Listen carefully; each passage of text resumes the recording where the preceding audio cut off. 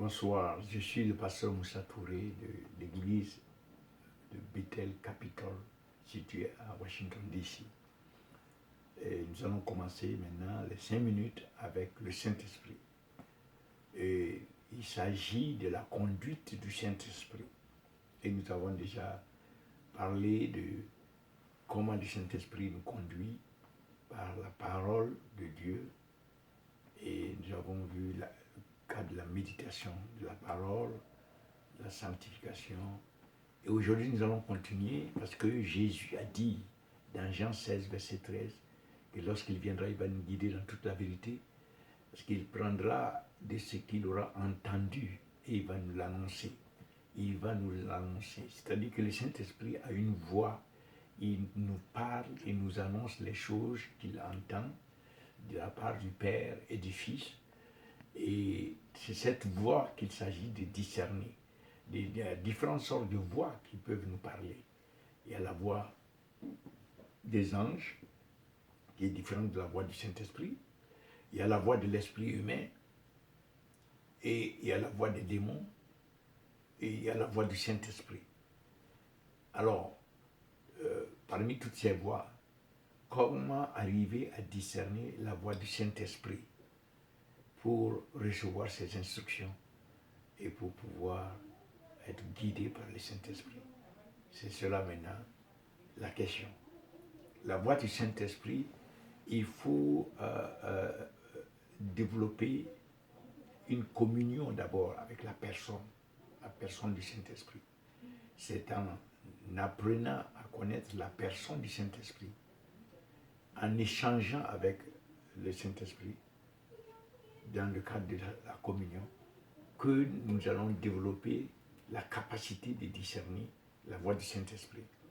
La communion donc du Saint-Esprit, il s'agit de reconnaître bien sûr qu'il s'agit d'une personne, la troisième personne de la Trinité. Et lorsqu'on dit une personne, c'est quelqu'un qui a une personnalité, qui est capable de ressentir, d'avoir la joie ou bien d'avoir de la tristesse et de réagir vis-à-vis des contextes, vis-à-vis des situations. Donc, dans le cadre de la communion, nous exprimons notre état de cœur, nous exprimons nos désirs, nous exprimons nos objectifs, nous présentons au Saint-Esprit, nous disons, voici ce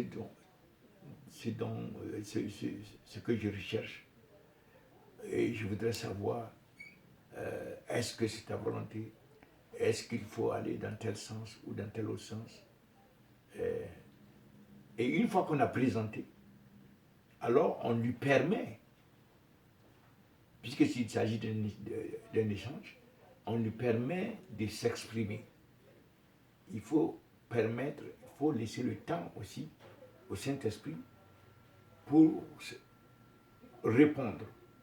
Donc, en ce moment, nous restons, ce n'est pas nous qui parlons, mais c'est nous qui devons recevoir.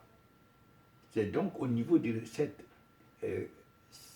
sensibilité, cette réceptivité qu'il faut travailler à recevoir l'expression, la voix, l'instruction qui vient du Saint-Esprit.